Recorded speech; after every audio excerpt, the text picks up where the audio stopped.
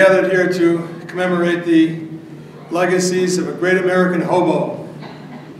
Joe Hill actually is qualified probably as the most illustrious hobo in American history, the only one whose works have been translated into all major languages and has a thoroughly international reputation. By hobo, of course, I mean that he was a migratory worker.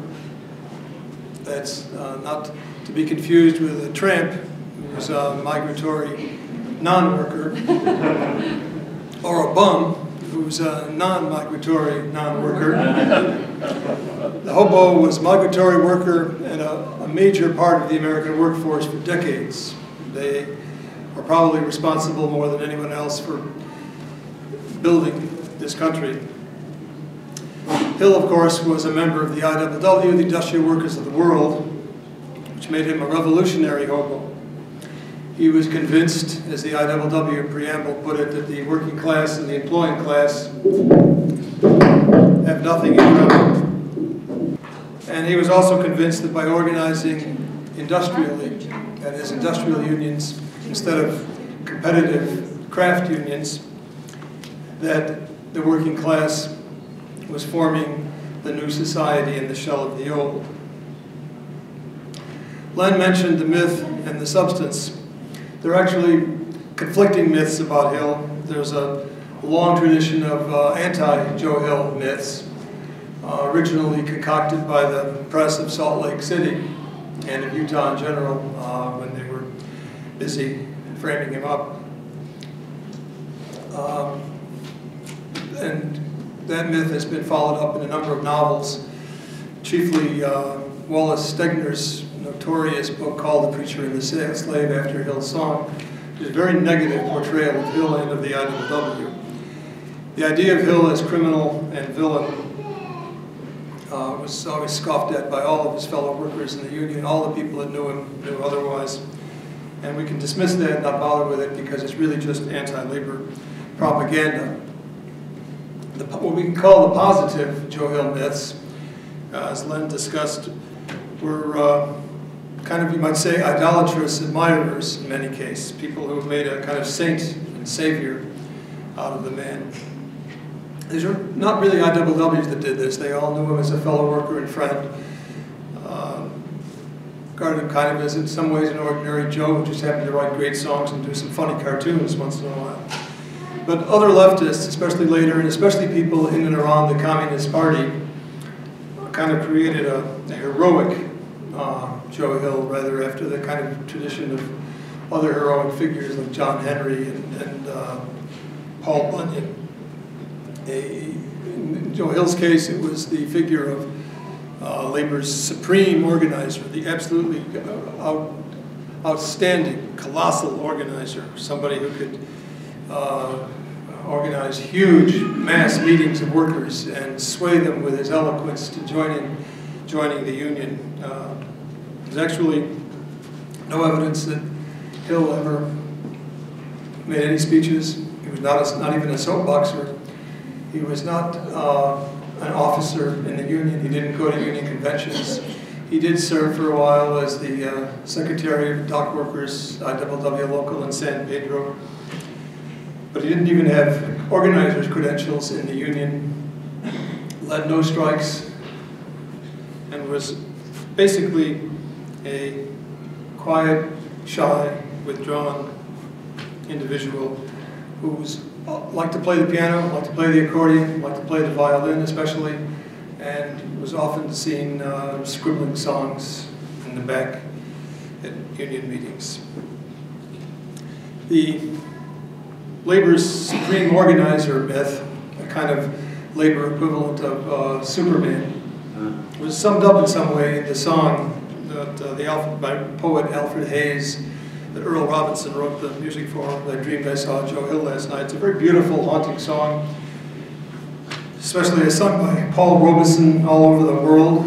I mean that. I mean, he's all over Europe, all over the then Soviet Union, all over Canada, as far away as Australia. He sang this song to hundreds and hundreds of thousands of people, strikers, and just every kind of group.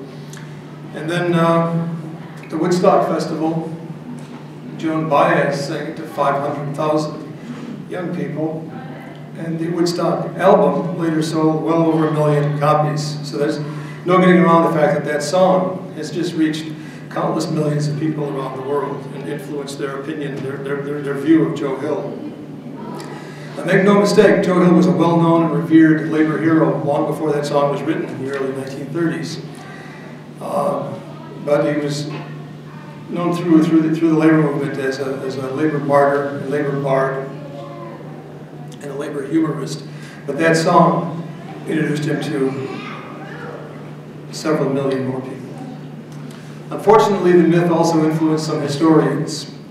Again, these are mostly historians who are in or around the Communist Party. Barry Stavis was one, Philip Fawn was another one. There were several others that wrote either books or plays or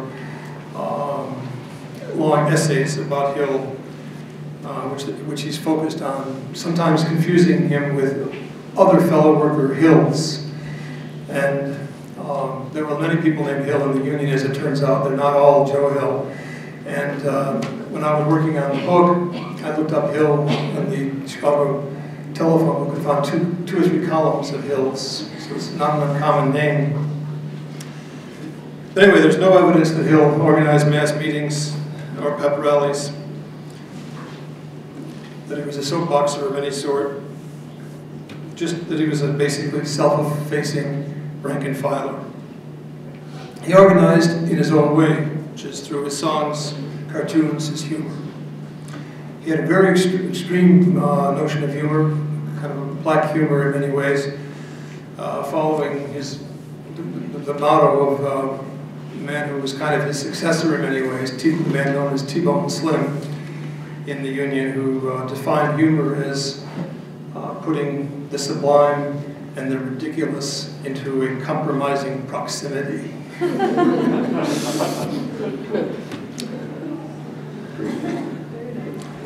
One of the tasks of historian biographers of hobos who did not, hobos didn't leave archives. There's no papers of famous hobos in the libraries around the country. One of the tasks is to try to break through the mythology and find out what there is in the way of truth. And one of the main way to do this is to try to reread very carefully, re-examine very carefully whatever there is that's known about such people. In Hill's case, we have 27 IWW songs, a few other songs, a few letters, a couple of poems, and 15 artworks, mostly cartoons, and the other ones are covers for his sheet music of his songs. Out of all this material, to which we must also add the memoirs and letters and reminiscences of his friends, people who actually knew and worked with Hill, sometimes some small details jump out, which sometimes lead to important discoveries and different conception of the man. One of the things we know from re-examining the record about Hill is that he definitely took part in the Mexican Revolution in 1910.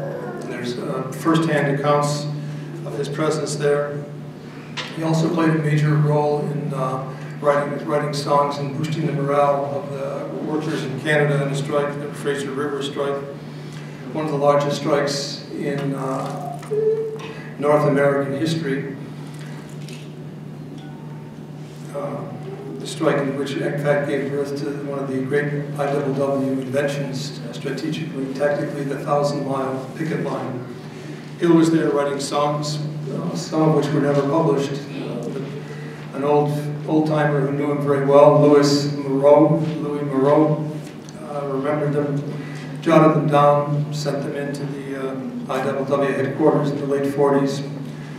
There are quite a few old-timers sent in reminiscences, and it's proved invaluable in re-evaluating the Hill legends and re-establishing a kind of biography of the man. Hill's letters also illuminate the issue of gender in the IWW. In one of his letters, he strongly urges that women organizers, that the union should hire more women organizers, specifically to organize women. This was a debate that went on for quite a while. There was a certain amount of male chauvinism in the IWW, inevitably. migratory workers, a great majority of whom were male. But Hill, Frank Little, a few others were very strong on women organizers in the Union. Some of his songs, he had what could be called sexist lyrics, like the Band of Working Men, things like that, but those were just facing up to the reality of the Union at that time, which was overwhelmingly male.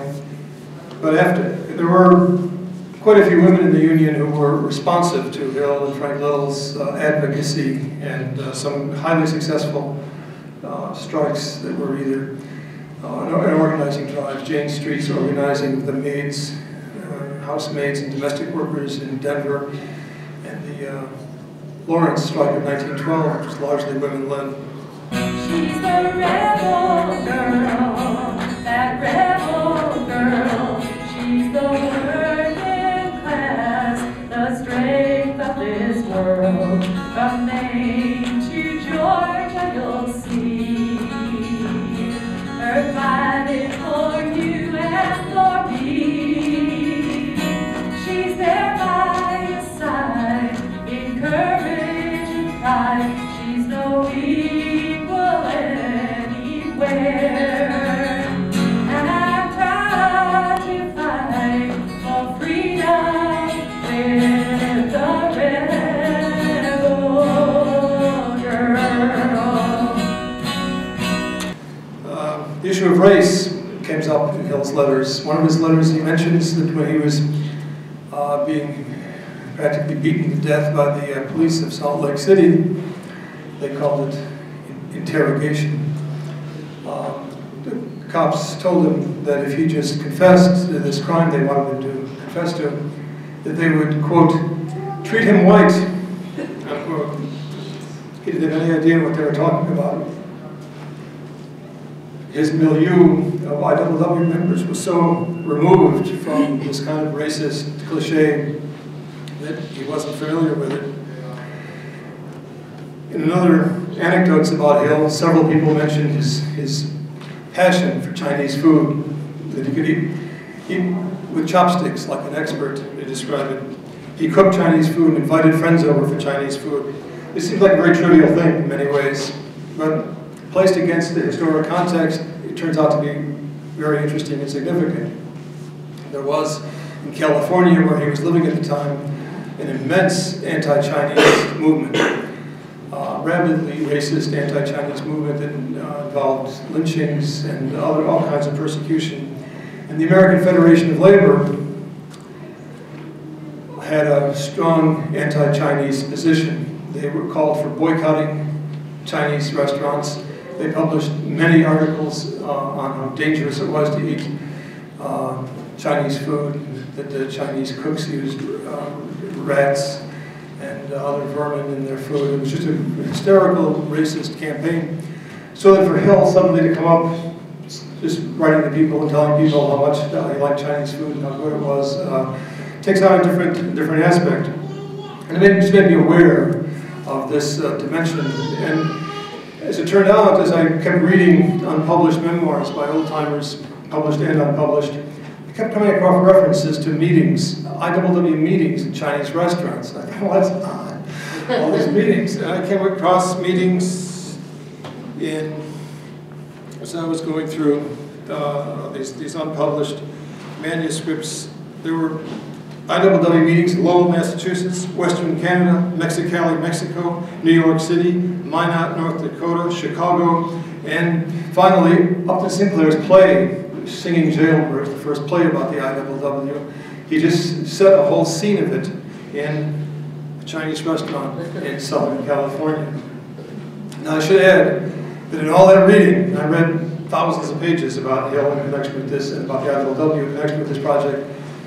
There was here and there would be a reference to a Serbian restaurant or a Scandinavian restaurant, but only one or two. It was the Chinese restaurants that kept recurring. There's just no doubt that Chinese restaurants were significant for the IWW, and there's a chapter in my book that's called The Significance of Chinese Cooking in IWW History. Also in Hill's letters, there's a lot of references to nature, to wild nature, wilderness, human instinct versus animal instinct. Very strong and lends a background to the fact that by the late teens, shortly after Hill's execution, there was quite a bit of IWW action for forest preservation and other wilderness-related action. Hill's cartoons, as Lennon said, they're interesting for their time and they're amusing, not about to be regarded as classic cartoons in cartoon history, but they do shed a light on his own outlook and on the IWW outlook regarding things like hoboing. Several of them deal with hoboing, unemployment. There's a wonderful little sketch of him playing the piano at a mission in San Pedro, his only self-portrait. The most important about Hill, most important thing about him is, of course, his creativity. Quote, one of his letters, "I have lived like an artist, I will die like an artist," he said. One of his letters from prison. In the IWW, which was already noted for songs before he joined it, he became the most versatile songwriter, the most abundant songwriter. He was known very early on as the IWW poet by 1912 or 13 or so, and widely regarded as the outstanding songwriter, not only of the IWW, but of the entire U.S. radical labor movement. Hill was in being poet, artist, revolutionist, he was, and remains in a level of legend as the quintessential wobbly. Of Hill's songs, several are recognized as classics. They're sung even today, not only on picket lines, labor picket lines, but on anti-globalization demonstrations, anti-war demonstrations, freedom for political prisoner demonstrations. Wherever people are struggling for justice, freedom, equality, you're likely to hear Joe Hill songs. Sometimes all the lyrics altered a little, modified. There's evidence that some of Hill's songs were collectively written at the time. His good friend Alexander Mackay mentions him singing a lyric and somebody saying, "Hey, that's not good, why don't you try this?" And Hill adopting suggestions. And the songs have been changed since, as Utah Phillips once said, "We wrote these songs and we can change them if we want." The songs were translated in dozens of languages. Swedish first, he was Swedish origin himself, but really rarely seemed to have written songs in Swedish. But also translated into Finnish and Russian and just dozens of languages. We heard Mr. Block a while ago. One of the things that's interesting about Mr. Block is one of the very first cartoons anywhere devoted to a cartoon character. And it's interesting that it was an IWW comic strip, Mr. Block. It ran for about 5 years by Ernest Reedy, cartoonist. It's no wonder that Hill's legacy has been, that Hill counts poets and other creative people among his most ardent admirers. Poets as different as Carl Sandburg, Kenneth Patchen, Meridel Lesueur, Kenneth Rexroth, Diane de Prima have all invoked Hill, either by name, dedicated poems to him, titled poems with his name in it, or quoted him one way or another. Gary Snyder regards Hill and the IWW in general as a major influence. Numerous songs about Joe Hill. How many songwriters have songs written about them? Woody Guthrie wrote a Joe Hill song, Phil Oakes, Cy Khan, many others, including many IWW members, from Dick Brazier, who was writing IWW songs before Hill even joined the Union, Ralph Chaplin, Covington Hall, and of course our fellow worker Carlos Cortez. Utah Phillips has sung Hill's songs probably to a few 100,000 people by now. Used to sing to very small audiences, but they've been getting larger over the years. His CDs with Annie DeFranco reached a whole new generation. Hill has been getting around, not only in the folk music scene, there's also a punk rock group in Oakland, California, called the Sons of Emma, which has a Joe Hill related song. And a French rock singer of Swedish origin, Fred Alpi, has a song called Chanson pour Joe Hill, Song for Joe Hill, which he sung all over Europe and all over Quebec as well. So that Hill is still the man who never died, you might say, still living and healthy in the radical youth scene of the world. Very few people add new expressions to the language. It's not something we all really get to do. But Hill, as a wordsmith, the wobbly wordsmith, influenced other wordsmiths. He added some expressions that have lasted for generations. Think about pie in the sky. A completely surrealist image. One time had specifically kind of anti-organized religion idea. That was its basis, but it gradually expanded to include the whole range of, as I defined it in the book, pious promises premised on post-movement. Archie Green, the folklorist, labor lorist, called it the most significant wobbly contribution to the American vocabulary. The critical edge of Pie in the Sky, of course, has been largely lost. And in fact, it's a rather sad paragraph, but funny too in its way. Pie in the Sky is today the name of a New Orleans pizzeria, a Toronto bakery, a bed and breakfast in Vermont, a gospel singing group, a racehorse, a 1996 Hollywood film comedy now available in video, a more recent film about Andy Warhol, a children's book publisher, a board game, a software company, a compilation of short stories by a flying instructor, a British TV network, and a manufacturer of advertising balloons and blimps. If any of you happen to wander into that pizzeria or that bakery or that bed and breakfast, it would be nice to remind the proprietors that the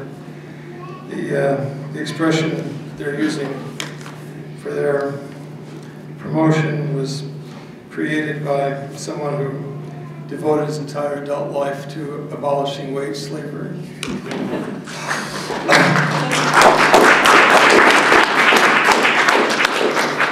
Hill's other most renowned phrase is, of course, don't mourn, organize. Originally a little longer, don't waste time mourning for me, organize. It's in a telegram to Big Bill Haywood, his last telegram. Haywood shortened it to don't mourn, organize. And this phrase has not been appropriated by pizzerias or any other commercial or confusionist purposes. It's in active use by the oppressed and rebellious throughout the world. The New York Times a few years ago had a picture of young black men and women in the street fighting anti-apartheid fighters, all of them with t-shirts that said don't mourn, organize. I think we could say through his words and images that fellow worker Hill is still out there fanning the flames of discontent. Thank you.